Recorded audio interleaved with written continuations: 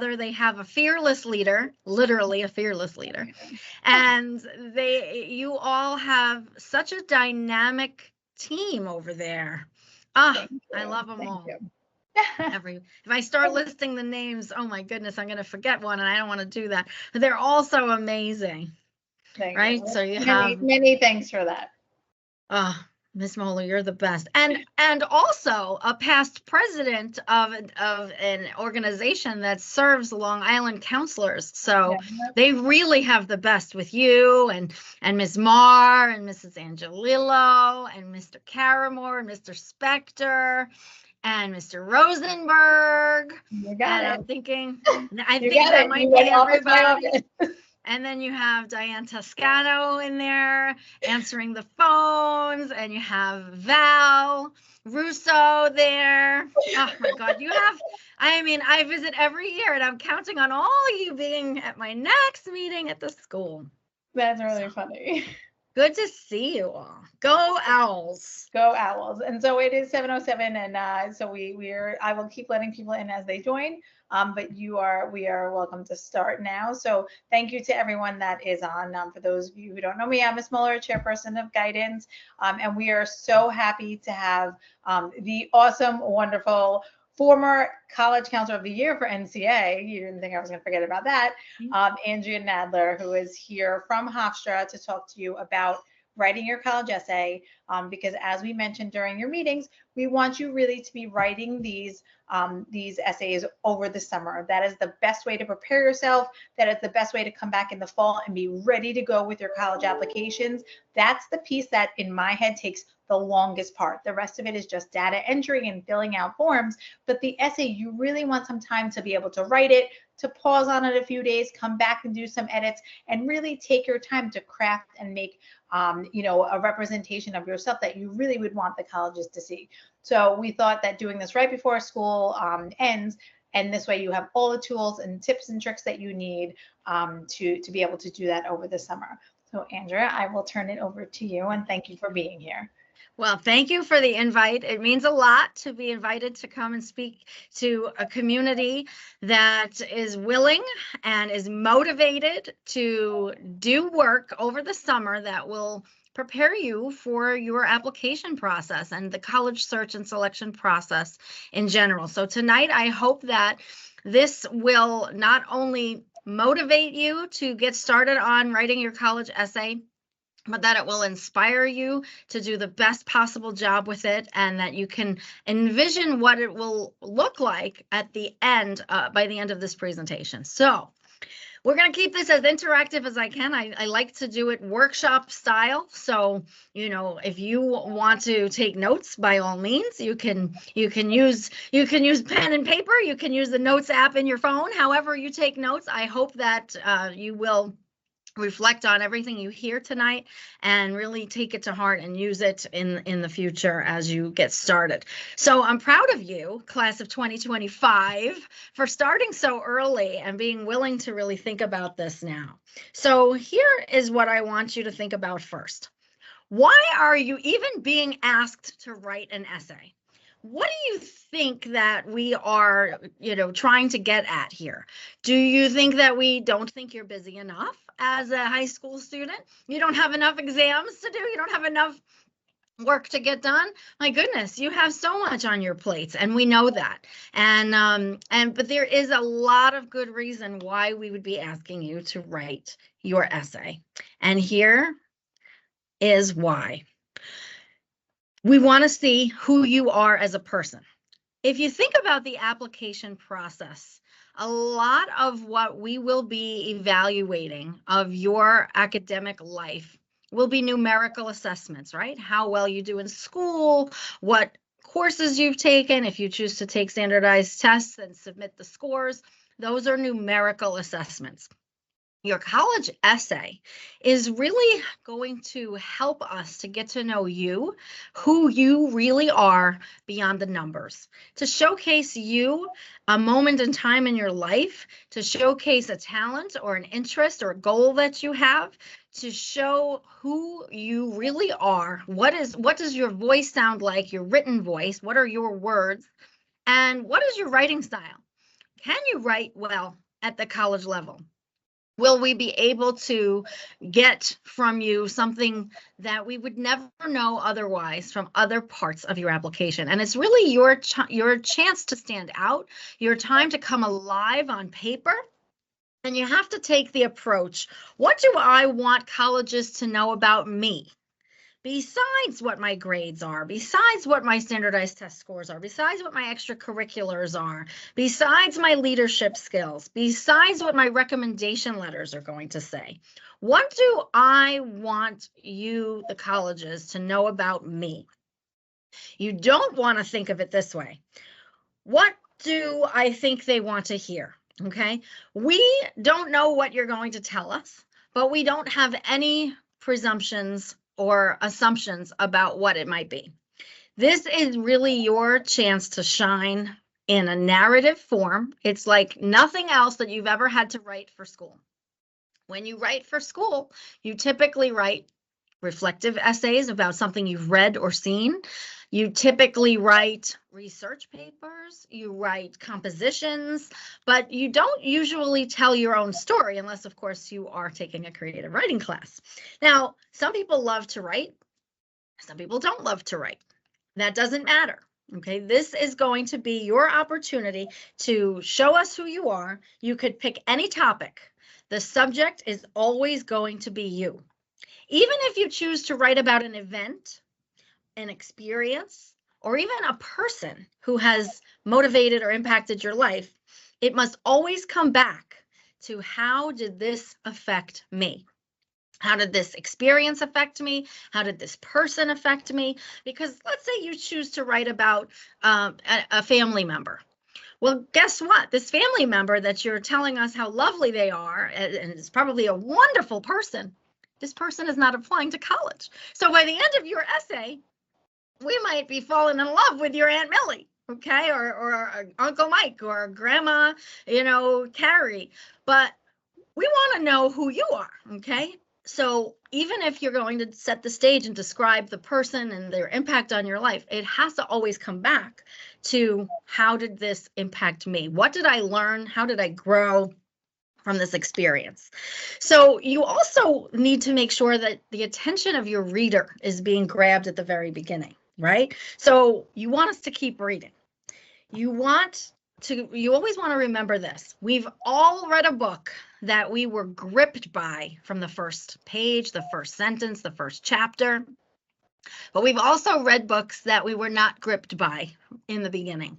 And what is going to motivate somebody to keep reading if they're not interested, if they're not excited to get to know you? What if they're bored, right? So I know you don't want to be an author that bores people. You want to be an author that allows your reader into your world, into this narrative, make them feel like they are part of your journey at that moment. It's our chance to meet you. Now, I work at Hofstra University, right? And I could meet you. You might choose to come visit us. You might not choose to come visit us. I might have already met you at the college fair a couple of weeks ago. You might come to an information session in the high school. But there are colleges out there that you're probably going to be thinking about where you might not have met the admissions representative who might read your essay or application. So you want to make sure that they feel as though they've gotten a chance to know who you are. We want to know who the members of our campus community are before they get there. Okay, so through the application process, we want to learn about who are these people who are interested in coming to my school. This is going to take time. This is a process. And that's why it's so good that you're here tonight, because you understand that this is not, a 2-second thing. It's not even a 1-week thing. You're going to want to take your time with this and plan, draft, and edit. This is not something that should be done at the last minute. This actually, believe it or not, is the one piece of the application that you have control over, full control over, until the moment you hit the submit button. Because if you think about it, the transcript that colleges are going to receive, most of it is complete. We won't necessarily have senior year grades on it, but we'll have everything from 9th through 11th and courses in the senior year that you plan to take. So that's pretty much done. We're going to have test scores, perhaps, if you choose to send them, but they'll be done by the time you apply. Your resume might still be in the construction stage, but all the stuff that's on there, the activities, the leadership roles, a lot of that has happened in the past. Recommendation letters you have no control over. You want to make sure that the people writing those are people who got to know you and have a level of understanding of who you are as a person, as a student, as a potential leader, a person who could be successful in the future.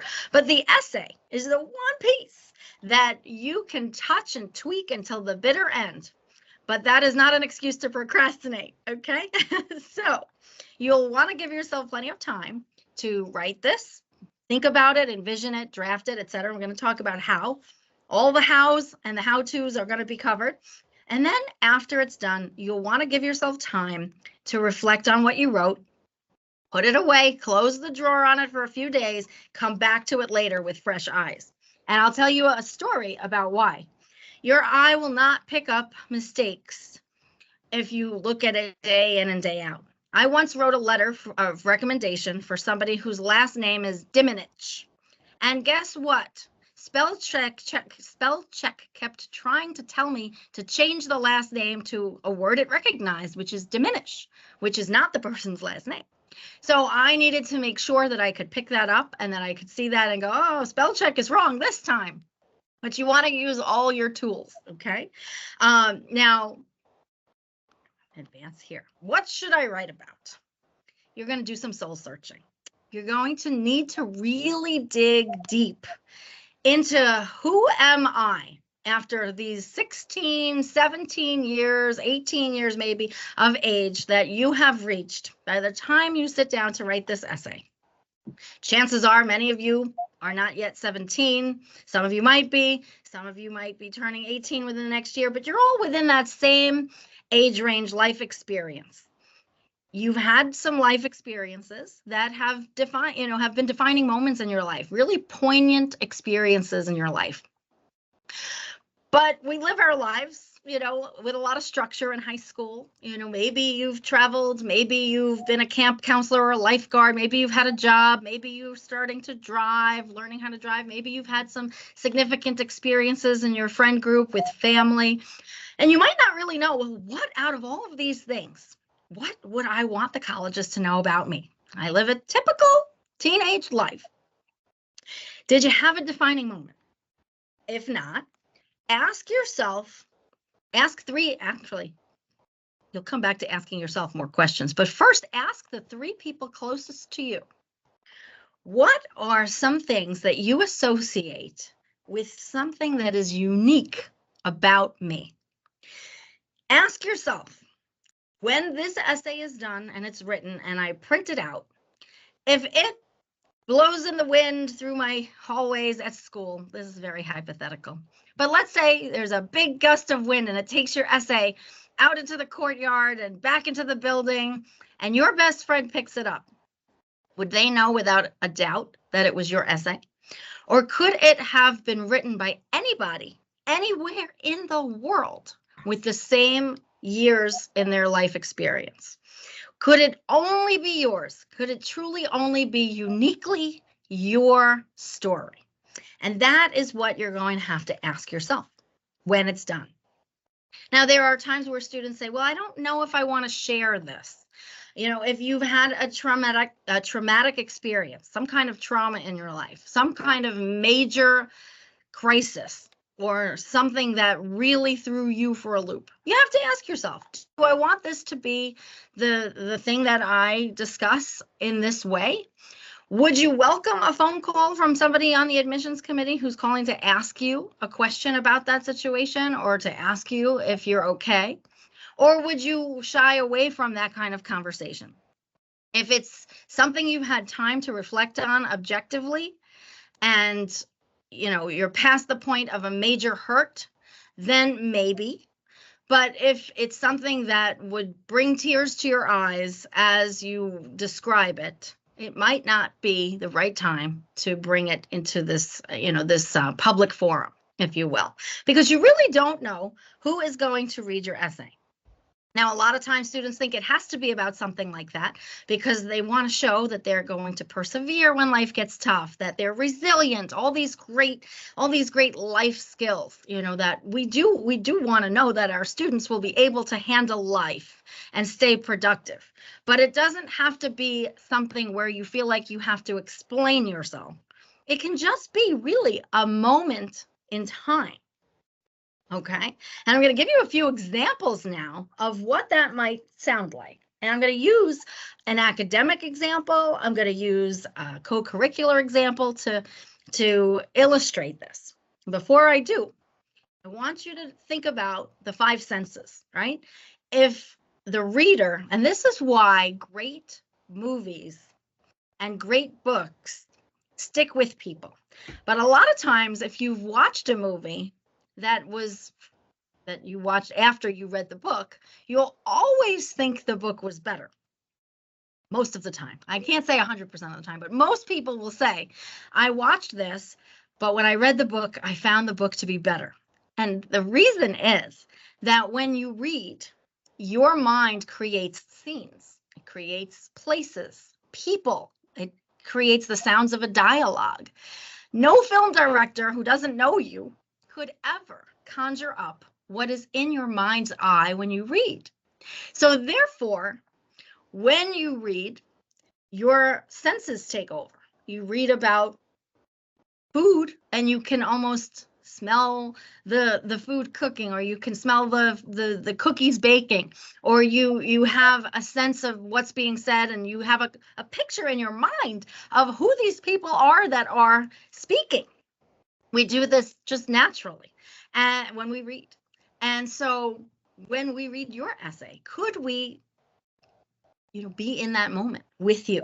So can you use vivid imagery to describe what you want to share? In that way, I'm talking about showing, not just telling. You can tell a story. You can say, for example, I volunteer at the Senior Citizen Center in my community, and it has enlightened me in numerous ways. And now I understand what difficulties the elderly must face. And there's really nothing wrong with that sentence as long as you punctuate it properly with semicolons and periods and, all that. But if you say, when I saw Mrs. Cooper struggling to load groceries into her car, I hustled across the parking lot to assist her. Your mind will then create a scene where you can picture someone that looks like Mrs. Cooper, looks like somebody who's struggling to load the groceries, and I can now picture a young person hustling across the street to help. And that shows me community service in a way that a description like the first example that I gave about volunteering and all that, it doesn't move me to just hear that I volunteer. It moves me when I can picture you actually in the act of helping someone. You can do this with academic examples. You might love science. You might say, chemistry is my favorite subject. I look forward to studying it in college. You could even say my passion for chemistry led me to enter the state science fair where I won a medal. That's great. Those sentences are fine, but it doesn't move me. But if you say, as steam billowed from my test tube, I grinned, confident that my science fair project was ready to face the judge's scrutiny. Now I'm picturing all kinds of lab coats on people, goggles on people. I'm picturing the stern faces of the judging panel. I mean, I can see a whole scene that wasn't even described there because of what words were used to describe what you were trying to say. And then I believe you're passionate about chemistry. Now I can see this student, in our lab, for example. If you bake cookies with a family member on weekends, you can say, I enjoy going over to my Aunt Millie's house and we bake cookies and we have lots of great quality time together. That's fine. But you could also say, as I approach, or before that, let me scratch that out, live theater. The smell of freshly baked chocolate chip cookies wafts toward me as I approach my grandma's balcony or porch or whatever. You get what I'm trying to do here. I took 3 different examples of life experiences, academics, co-curriculars, personal family time, and I've taken vivid imagery and I've put it into the story. And you can do this with just about anything, okay? So practice that. And then you'll have a chance to show it to your English teacher. They'll probably be so proud. All right. Can you use dialogue? Are you the kind of writer who could use dialogue between yourself and another person to get a point across? Again, it's a personal narrative. It has to be narrow and specific. This cannot be a laundry list of anything. You don't want it to read like a resume. We're going to get your resume. You don't need to rattle off the grades on your transcript. We're going to see your transcript. This is a story, a chance to be a storyteller. Now, the Common Application only allows you 650 words, and there are a lot of colleges that take the Common Application. At word number 651, you are now cut off. We do not know the end of your story. It's a cliffhanger. How does it end? We don't know. You don't want that, right? You want to tell us the story and you want it to conclude. And of course, if you can finish your story in under 650 words, well, bless you. How wonderful. But if you find that it's, you're at 200 words and you don't think that, you can go any further, you probably can. If it's 450, you might be done, but you have to make sure that you've said everything you need to say. And when you get to the draft, after the drafting stage, the editing stage and proofreading stage, that's when you're going to want to edit and cross out and put things, in different orders. But for the beginning, for the drafting stage, don't censor yourself. Don't edit. Don't cross anything out. Free associate, as a psychologist would say. Get it all down. There'll be plenty of time to go back and make edits later. You can always cut things down. You can always move things around. Don't count the words. Microsoft will do it for you. Okay, so back to editing and proofreading. You'll want to assess. Where are we? How long is this? And you'll want to see if you have any redundant words. Are there words that you used so much that you feel like, hey, there needs to be another way to say this? And when we do the do's and don'ts, I have a great story about a student who used the word journalist so many times in their essay. They wanted to be a journalist. They thought they'd be a great journalist. And there's more to that story. Hold tight. Okay, I'm going to give you a cliffhanger. See how you like it, so you'll remember not to go on beyond 650 words. Allow spell check and grammar to work for you. Okay, very important. Very important. Remember, it's the first impression you're making on a college in a lot of cases. So you want to make sure that you show that you're attentive to detail. There are a lot of mistakes. If there are things that are not capitalized, that should be. If you have a lot, that should be 2 words. Could have is 2 words. It's could have. I could have had ice cream, but I had gelato. Do you know how many people say could have? And I know that they do because I get texts and things in instant messenger and on Instagram. And sometimes it might be just laziness or it could be, a typo, right? Or a talk to text error. But there are a lot of people in the world who think that could have is really could have, and it's not. Okay. And it's people that don't read a lot that probably make that mistake. So you don't want to make silly mistakes like that. You want your story to read well, and you want us to get the message. There are times where students might think, well, if I write, in such a way, they might not get my story. If you do it well, great movies have flashbacks and then they come back to the present moment. And if you're paying attention, we'll get it. So I know you'll want us to get it.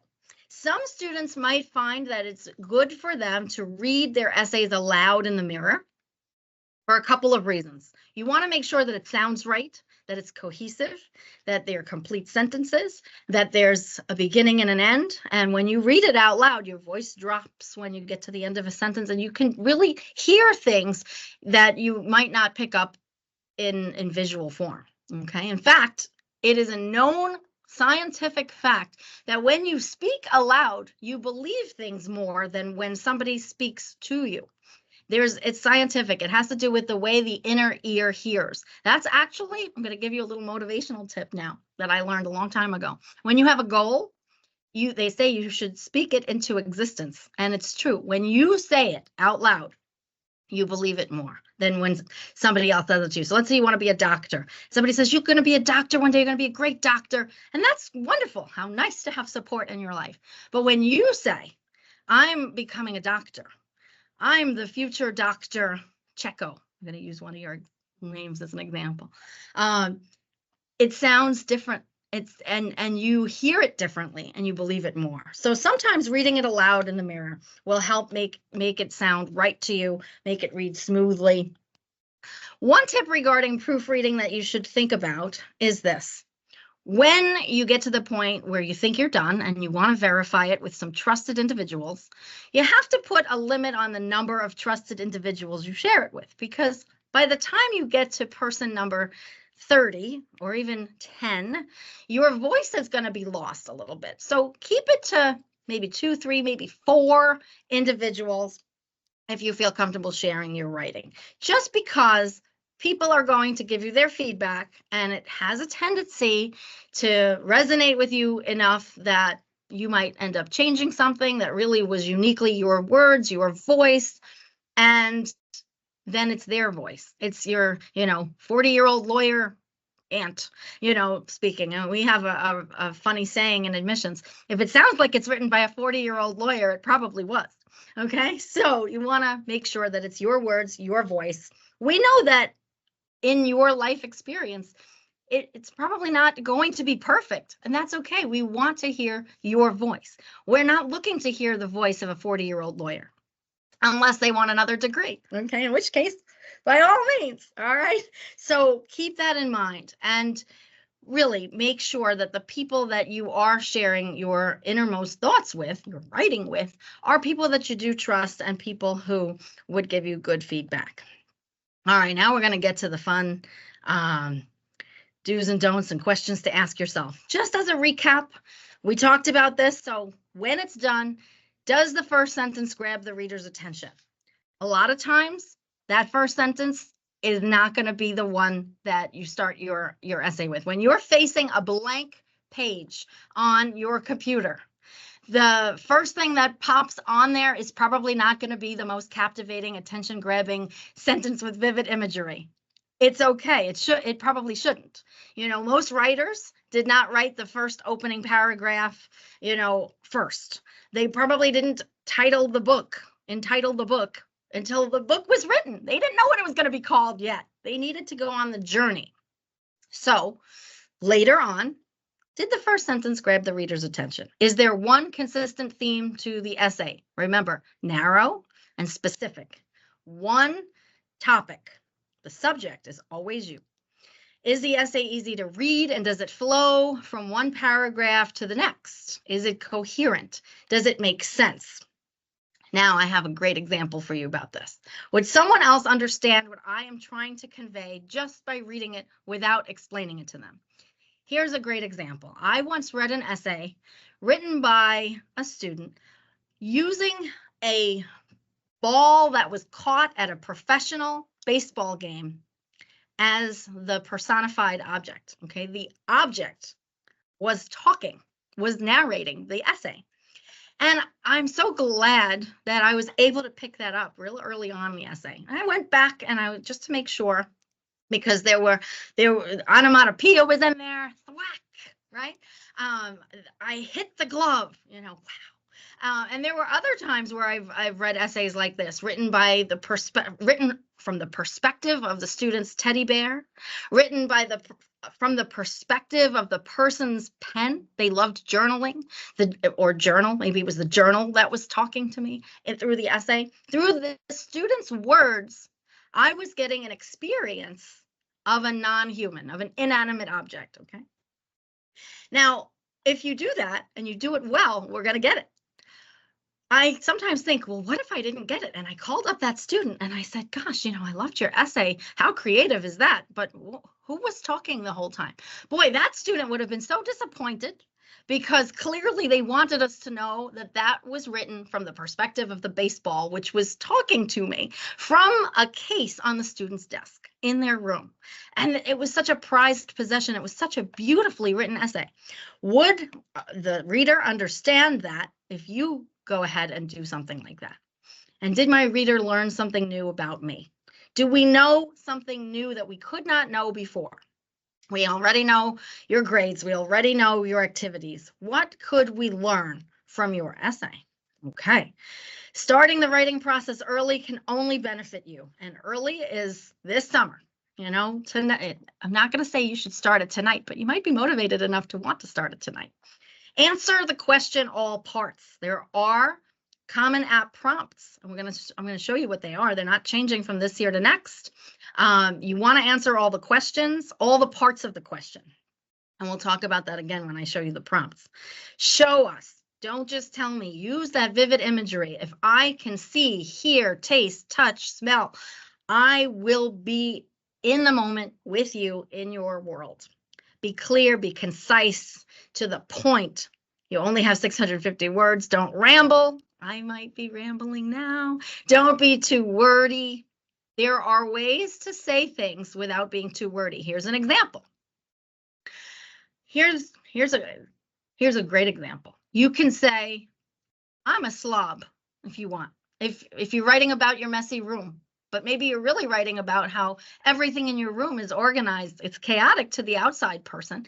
Your family member might tell you all the time, clean your room, but it's organized chaos. And you might want to talk about that. Well, there are two wordy ways to say that. And it's boring if the person says, it's been told to me time and time again by many members of my family and even many of my friends that I'm simply not the neatest person in the world. Do you know how many words you used up to say nothing? Or just, you could say, I'm a slob. Why not?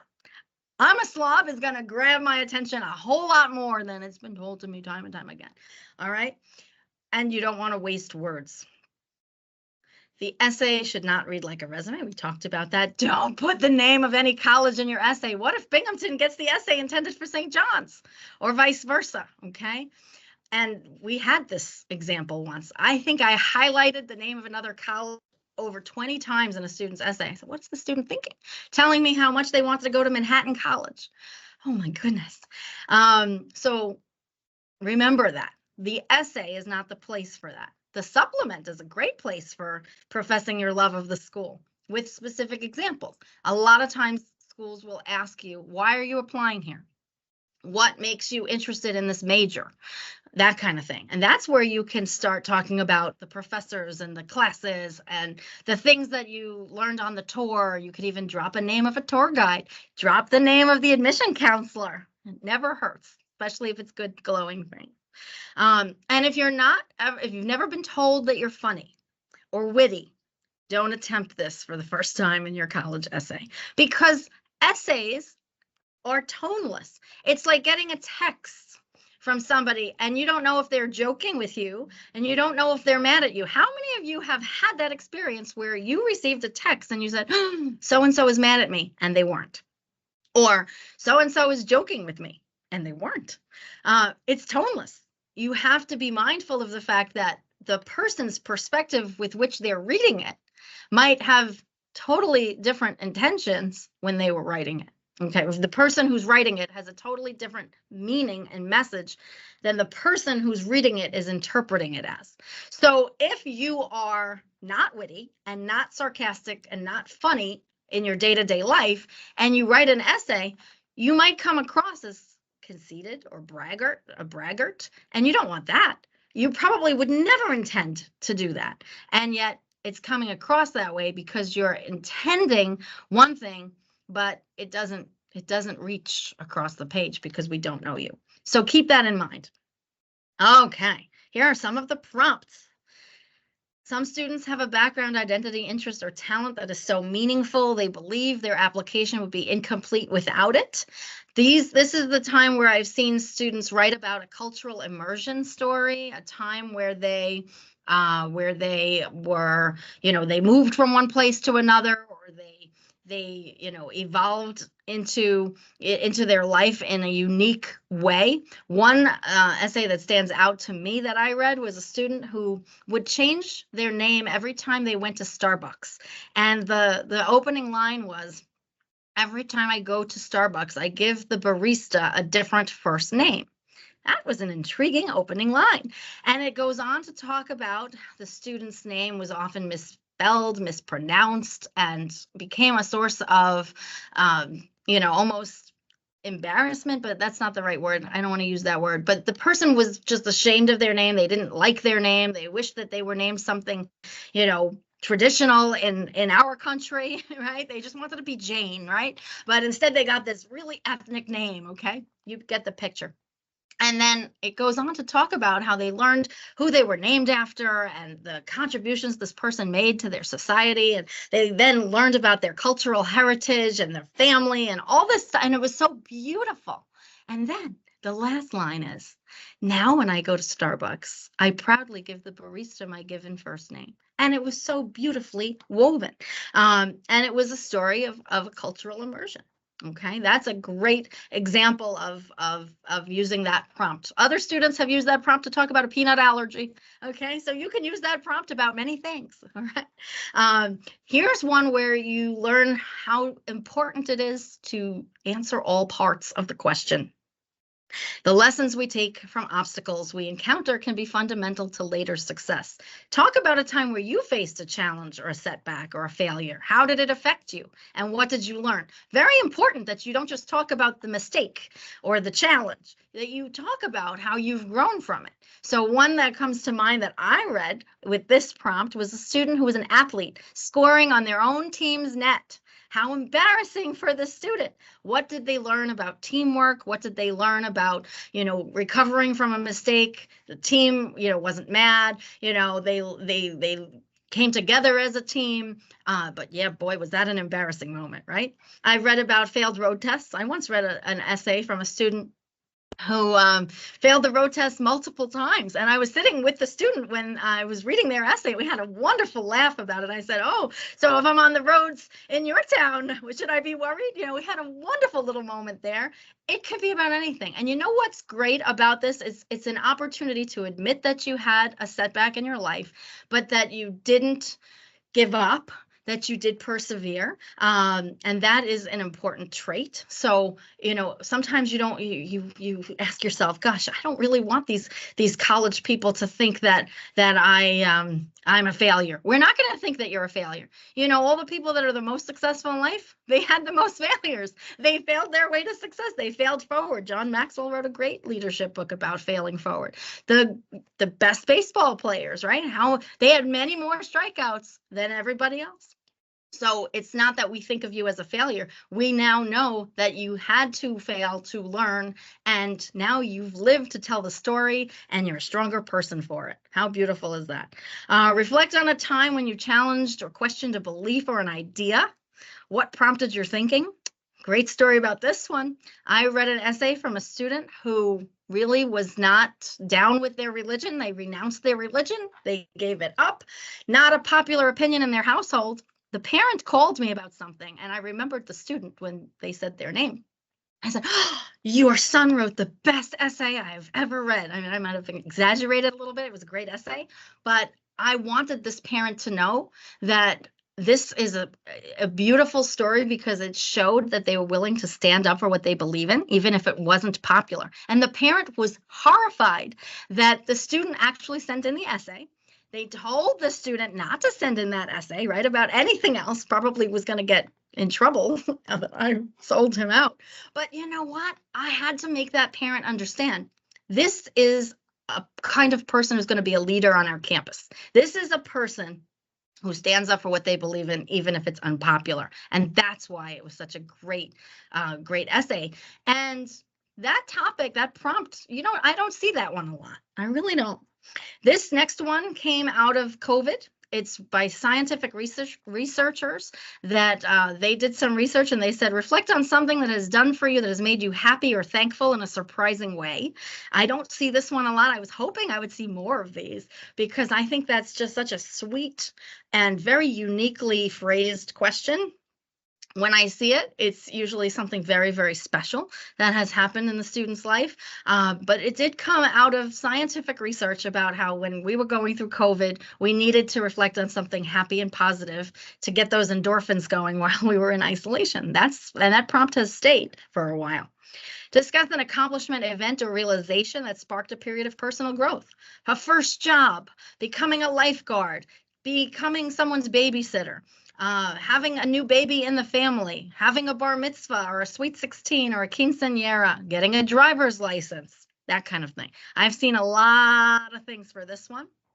And that's a great thing. Traveling internationally by yourself, if you've had that experience. Describe a topic, idea, or concept that you find so engaging it makes you lose track of time. Everything, I've seen it all, from art and music to theater to filmmaking to gaming, video gaming, competitive video gaming, Dungeons and Dragons. I mean, there's no right or wrong here. We are not going to look down on somebody that is an active, avid, competitive gamer. There are a lot of life lessons that can be learned from being part of a team across the miles, right? So anything that you want to say here is going to scientific research. It could be anything. It's a beautiful thing when students have a unique talent or experience in their life that we won't see a lot. And if you have a unique or special talent or gift or skill that the world doesn't see much of, you could be paid very well for that, whatever that gift or talent is. And I'm a believer in you must give your gifts to the world, whatever it is, and own it. And then if all of those choices don't grab you, you have carte blanche, artistic liberties, poetic license. I don't know where these words are coming from now. I'm inspired now. Share an essay on any topic of your choice. Anything. It can be one you've already written, but I will say that I've heard other college admissions reps say, if a student uses a paper that was already graded or already written, it may look like they are not taking the time that this process deserves. I don't think there's anything taboo that you can do here, because we're giving you the opportunity to share whatever you want to share. But I think that if you're answering a question of any of the above prompts, it's going to jog your mind. It's going to make you think of something that happened in your life that makes you want to write about it. Now, I promised you that I wouldn't give you a cliffhanger about that journalist. The journalist who kept saying, I want to be a journalist. I'm going to be a great journalist. I'm a great writer. I love writing. I'm going to be, right? Well, they spelled journalist wrong. They spelled it without the N and without the A.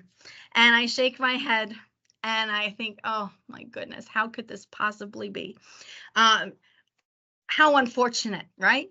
So it can't be worse than that, can it? It can never be worse than that. So you're going to be fine. You heard this and you're going to be just fine. Now, a word about supplementals, because some colleges are going to ask you to write extra things. Sometimes it's very basic. The Hofstra one is so basic. Why are you applying to Hofstra? Well, you can say many things, okay? But if you say the following things, you could probably do better, okay? Why are you applying to Hofstra? Because it's 20 minutes from my house, because I can commute there, because it's a medium-sized school, because they have small classes.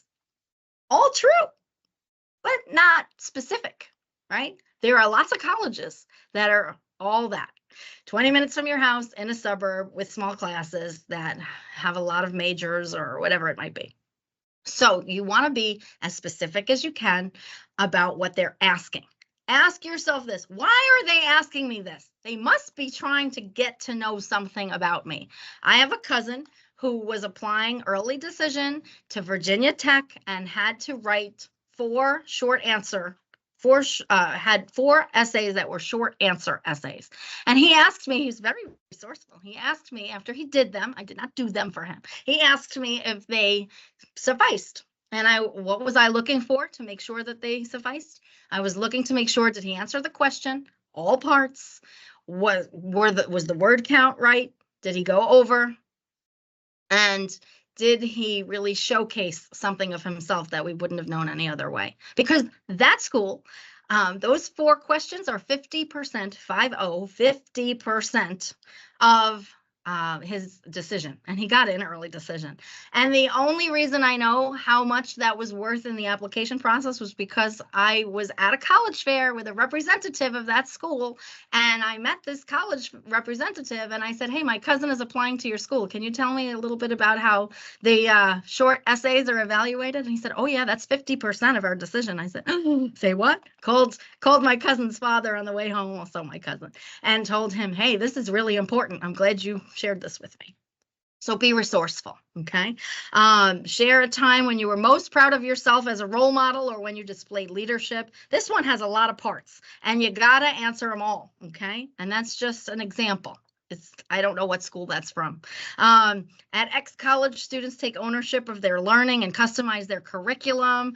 This is trying to get at, so the first one is trying to get at you as a leader among your peers, okay? This one is trying to get at your intellectual curiosity, for a buzz phrase, right?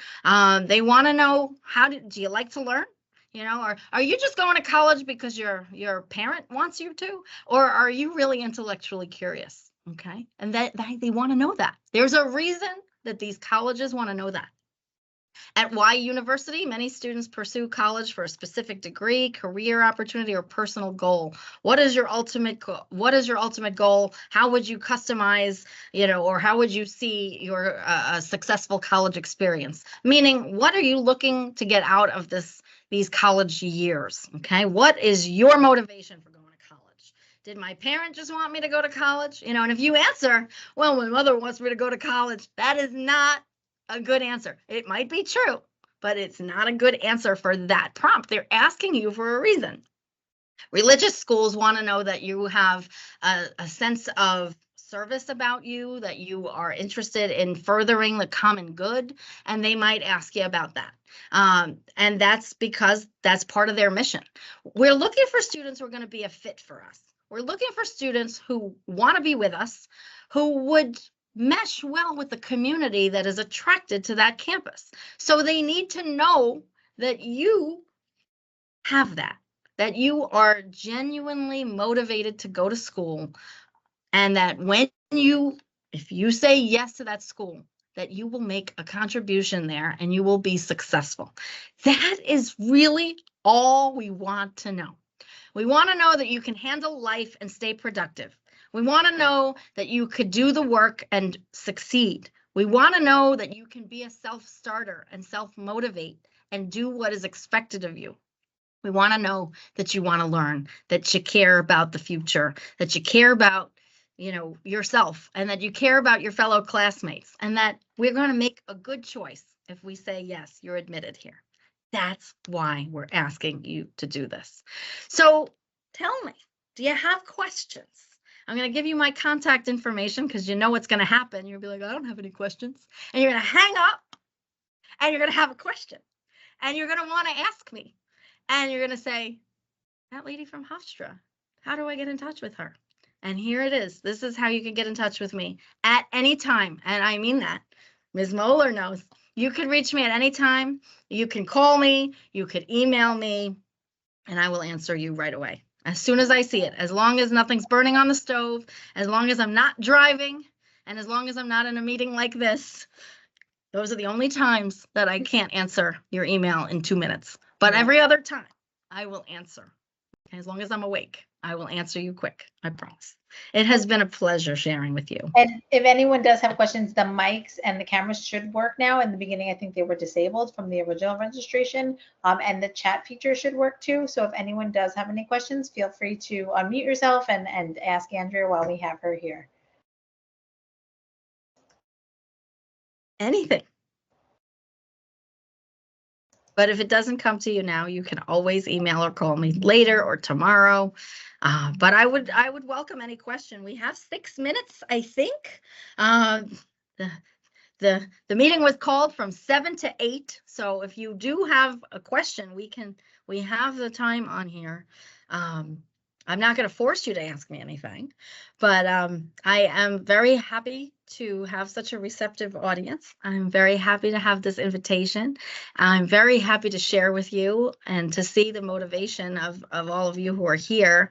I hope that it motivates you and helps you to a little bit demystify what is expected of you in this assignment, and that it really gets to the heart of why you're being asked to do this, so you can approach it with a joyful spirit, and not from a spirit of more work. I'm too busy for this. Now I think you'll feel more open to the idea of allowing someone on the college side to get to know you so that we can help you find the right fit for your future. And if you take that approach, I think you'll find the exercise to be a joyful one.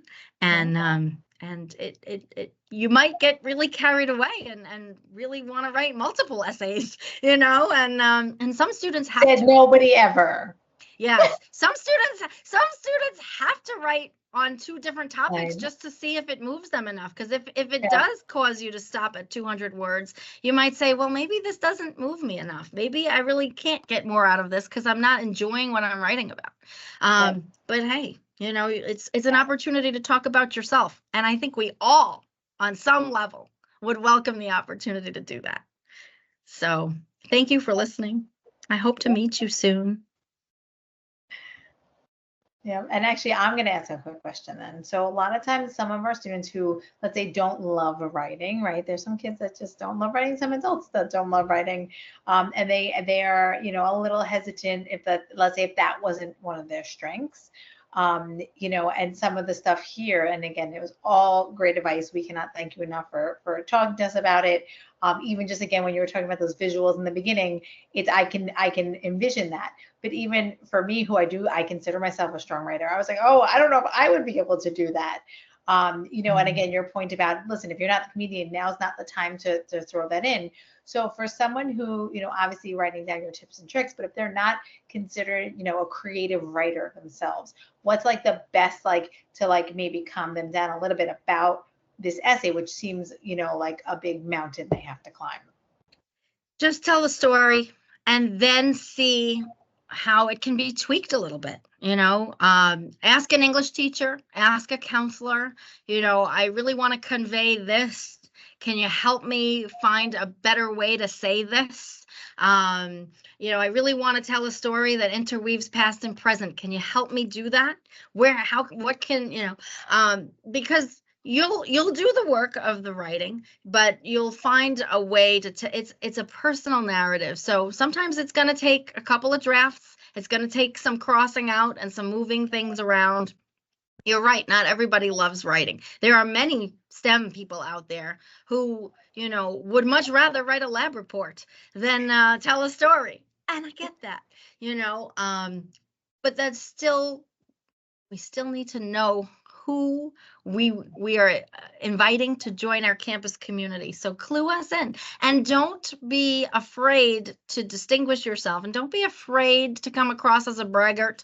Only the people who are trying sarcasm for the first time might come across as a braggart. There are so many great ways to distinguish yourself and your abilities without sounding like you're the king or queen of the world. You could just say, I really enjoy baking, and I happen to be good at it.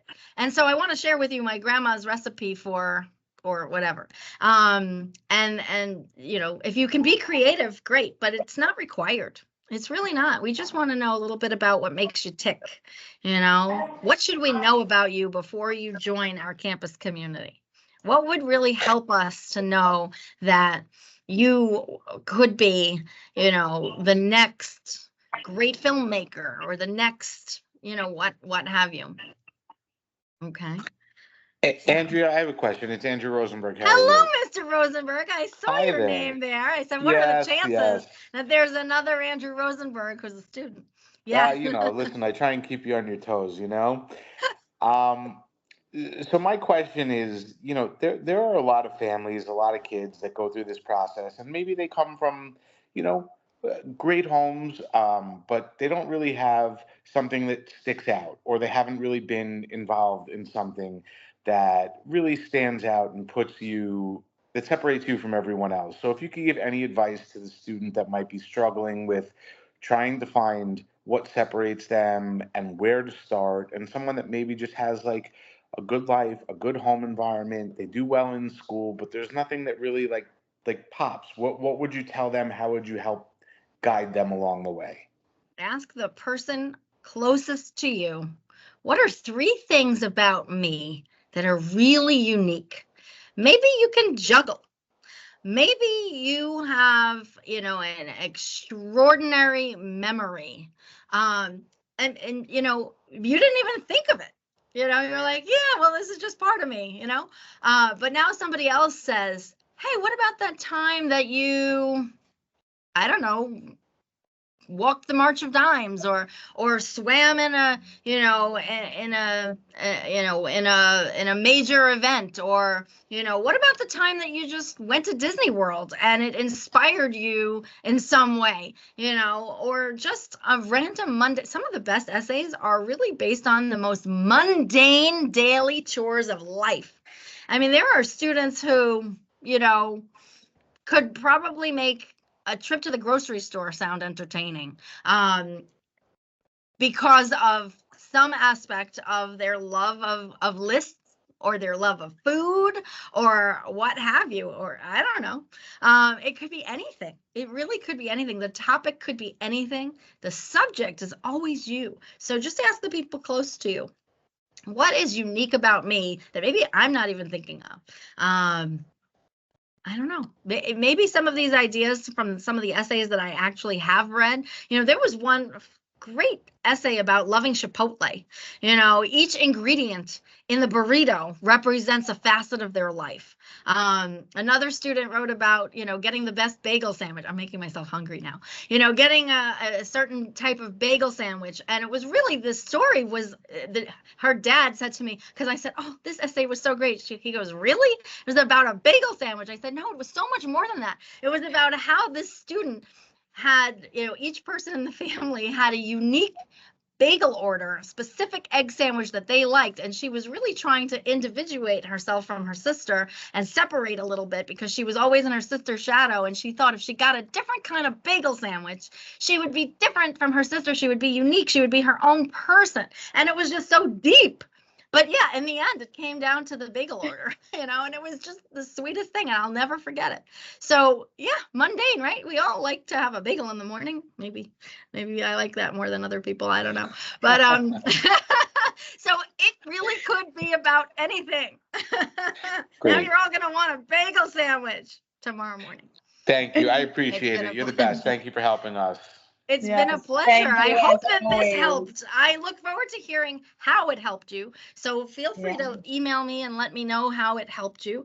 And hopefully I'll get to meet all of you and read your essays personally. I would be very honored if you shared it with me. Yep. So and we did record this, so we are going to send this out to the class tomorrow, so everyone else will also be able to get to hear it. So I'm sure people will take you up on your offer to reach out. I hope they do, because we do thank you for your door is always open to us and to our students and families at Lynbrook, and we really do want to thank you. And it is always a pleasure, and I look forward to coming back. Thank you again for the invitation and for allowing me to inspire you to do some more work on a June night or a July night. But whenever the mood moves you, you will get this done, and you will thank yourself that you can then apply it earlier than maybe you had even anticipated. And it will open up doors for you earlier in the year. If you can apply early action someplace, you will be saving yourself a lot of stress. So the earlier you get started on this, the better, because it is not an overnight process. It's a process. So good luck. I'm here for you every step of the way. Have a wonderful summer. Thank you. You too. Have a good night, everyone. Be well, everyone.